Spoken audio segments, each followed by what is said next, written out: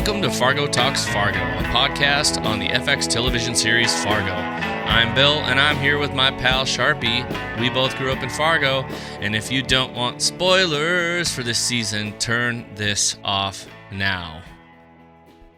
No. Bruce Willis is dead the whole time. I was hoping we could just talk about the new Bachelorette tonight.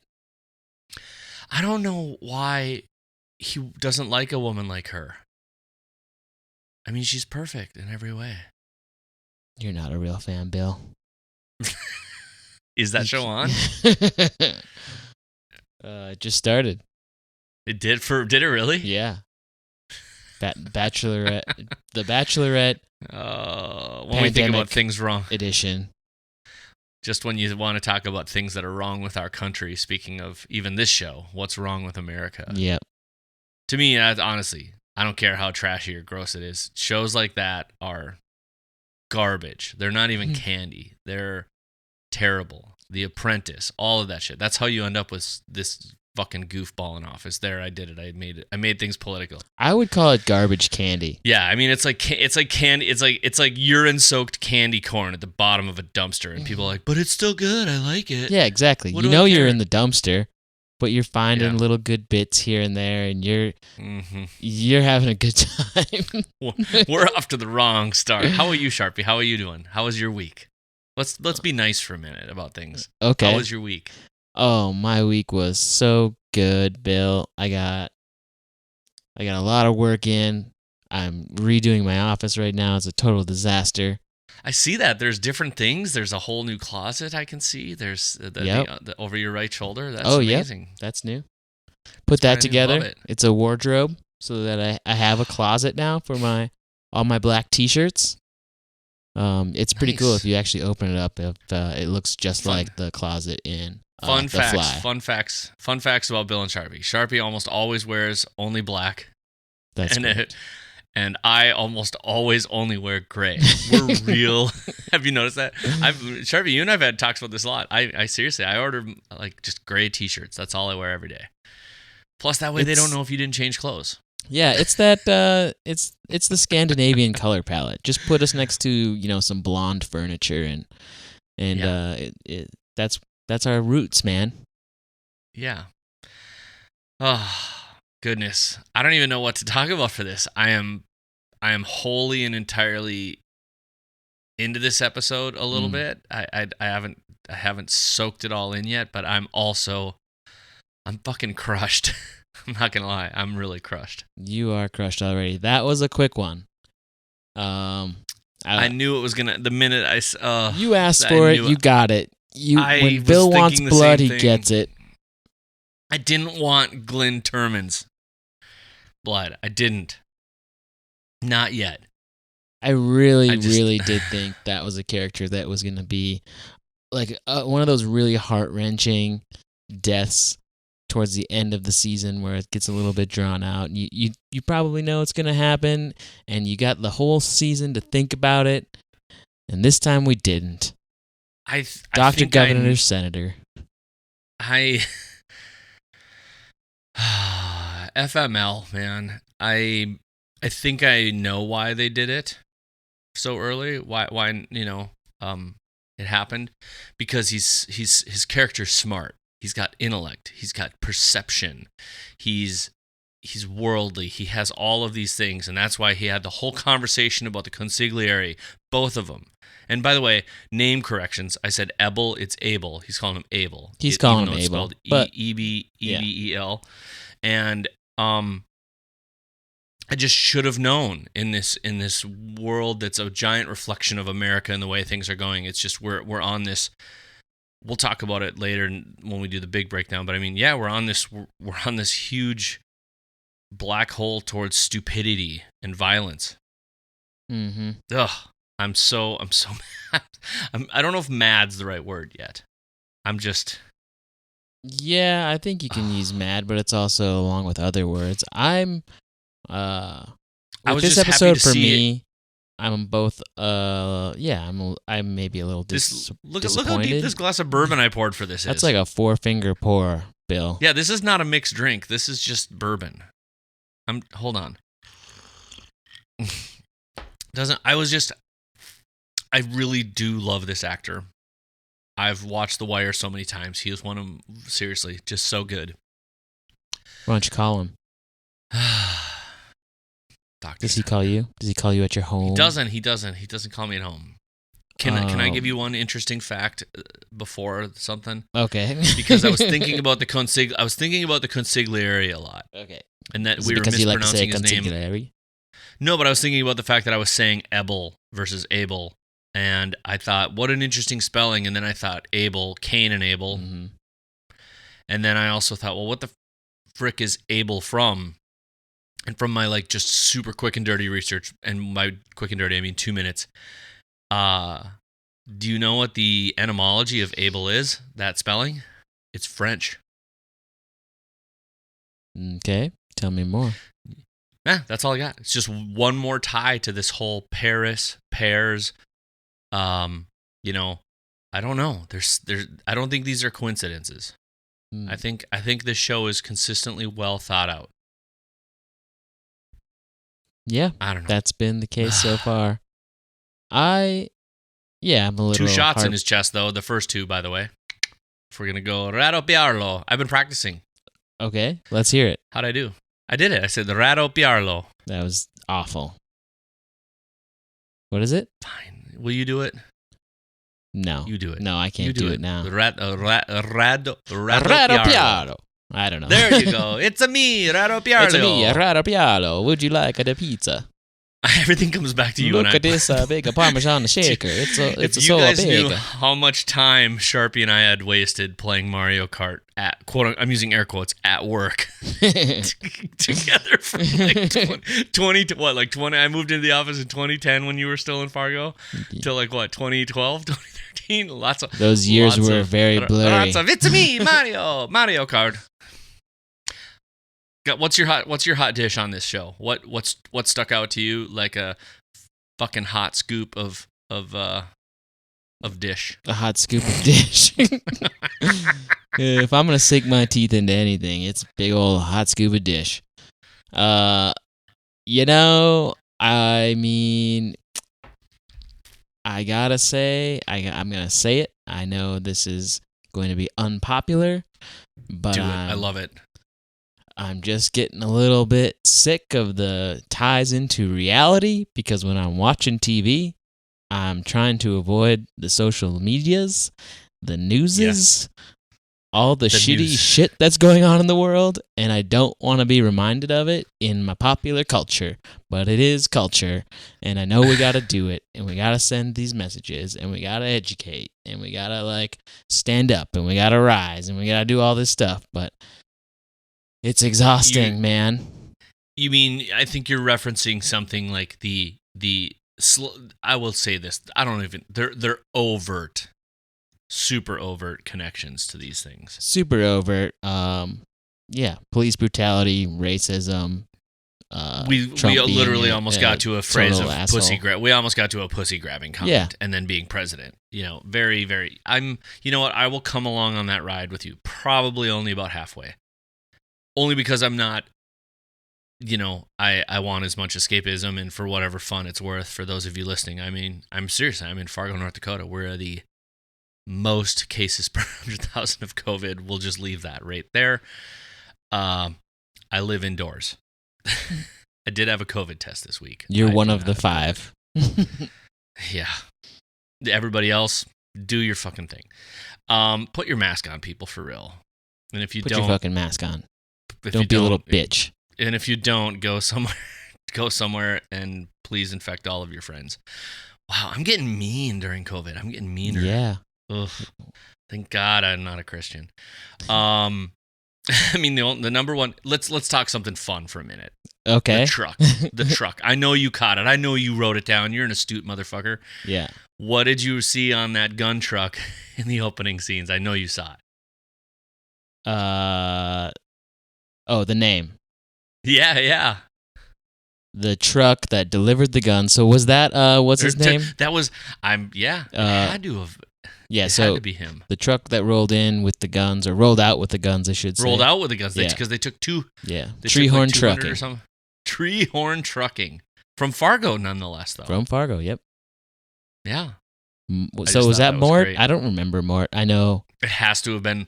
Well, that's a good thing. Let's look back and see if we can figure out if that's the way Mort looked. But, it's been a long separated time. Well, we would have to recognize that as Mort 20 years early. Oh, yeah. Right? Yeah. 20-some years early. I just thought it was a great Treehorn Trucking in Fargo. Fun. That's right. See, there was fun things in there. A lot more bowling references, but we can get into the details on that tomorrow. Hey, if we're correcting Abel to Abel, right? Okay. Zelmer. Yes, not Zelmer. Zelmer. Yep. We'll work on that. Man, I'm distraught, man. The actress that plays Zelmer is really good. And you're like good her? at this kind of stuff. What else has she been in? She's one of those. That's the one thing I love about character actors is that they're all at once. Like they're good at what they do, but then they're also just recognizable. They drive that conversation of, why do I know you? Where have I seen you? But I have to admit, she's one of those people who I have seen and I cannot figure out where I know her from. And I'm telling you this because I looked it up. And the reason I don't know her is because it's from a show I haven't watched yet. And then the other shows she's kind of been in are shows I would not watch, like Chicago Fire or Chicago Med. But she is in the series The Get Down, which I believe was a Netflix show, and my friend and coworker Don was telling me to watch it, but I realized never did. So she's altogether for me recognizable, but it didn't ring my normal bells that you're thinking of, where I go, oh, that's the person who was in this and this. So appreciate you saying that, because yes, sometimes I do pick up on those things, but this is one of those ones I actually looked it up like a week or so ago and was like, dang, why does she still look so familiar? But that happens when you know people are good character actors, which to me is a compliment. Character actors are awesome. But good one. I will say this episode was very very light on Orietta, very light on Giusto, very light on most Italian characters. I thought there was gonna be you have me paying attention to colors too much, and I think they're just picking nice colors that go together. Well, do you want to talk about that opening scene? There was a smash of color, and it shifted in the middle of it. There was those green lights and the red light in the beginning. The green and red is a theme throughout, but there was a lot more blue in this episode. There were blue birthday balloons. There was blue on Debrell's apron. So there was blue in a lot of the canon people's wardrobes. True. And I thought maybe the blue is sort of like, maybe the blue has to do with the African American like crew. But then no, the calamari, whatever his name is, calamari guy. Calamita. Well, did you notice that there was like mostly green lights and then a big red light that said "Hoi Polloi"? I did. I wrote that one down too. Above him, but then when the popo showed up, there was just a lot of blue light. Obviously, I know some of that can come from their lights, but you notice there weren't a lot of like flashing lights on cars, so it's not like the police lights we know. Hoi Polloi, is I think it's common people or the masses. Right? Isn't that what that means? I don't know. I was gonna look it up and try to act all smart tomorrow, but okay, sorry. If people listen to the Hotdish now, they know my cover is blown. We'll save it. We'll let people ponder that. You know what? They can have a little homework. Look it up. But it's about the masses, the many. Hoi polloi. Like you don't mix in. Yeah.